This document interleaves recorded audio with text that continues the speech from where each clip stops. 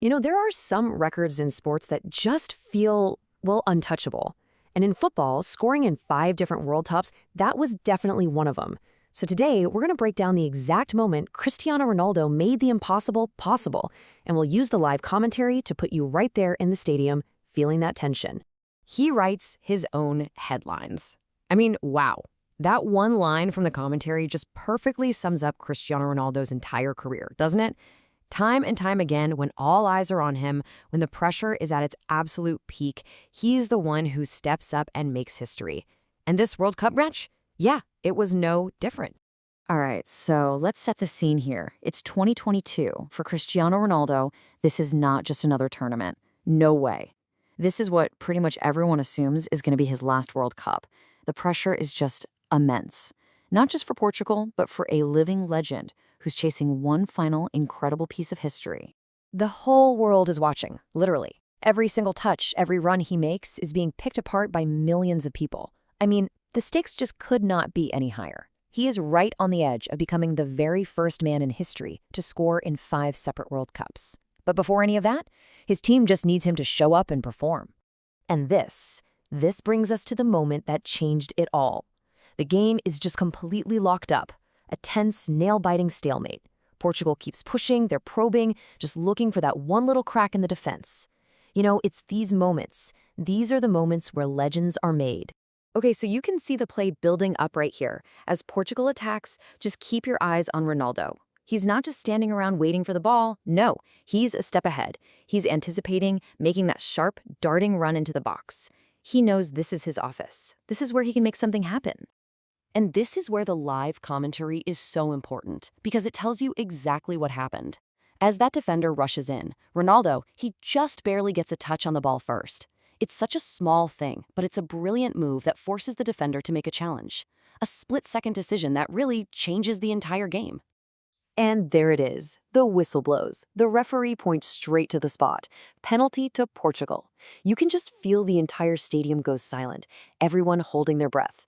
History is now just 12 yards away. So Ronaldo steps up. He takes that trademark deep breath, and then, bang, perfect strike. And as the net bulges, you hear the commentator make it official.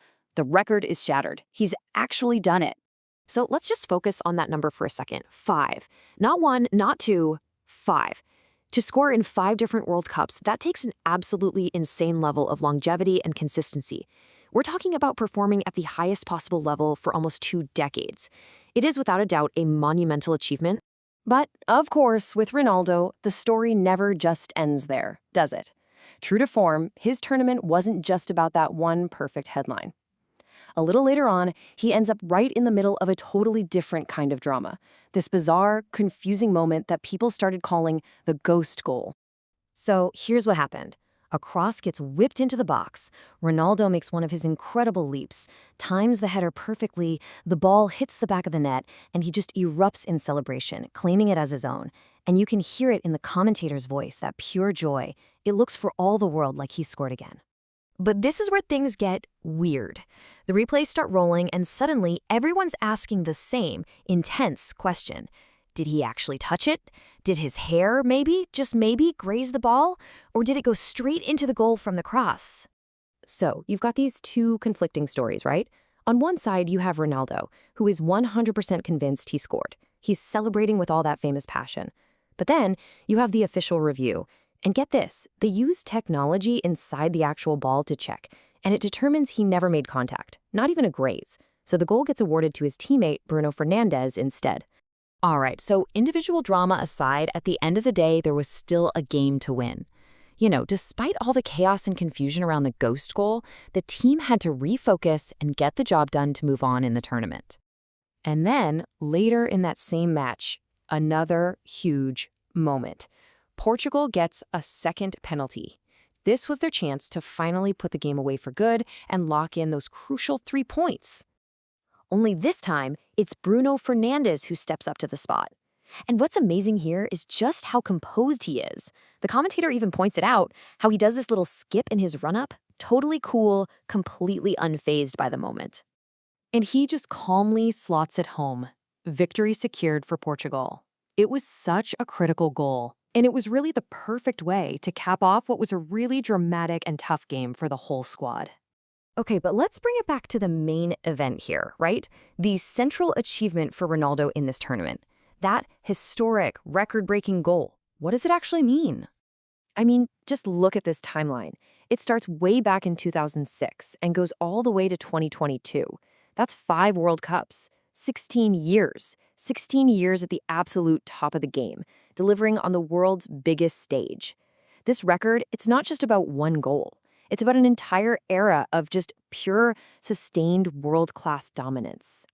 Still box office. I mean, that really says it all, doesn't it?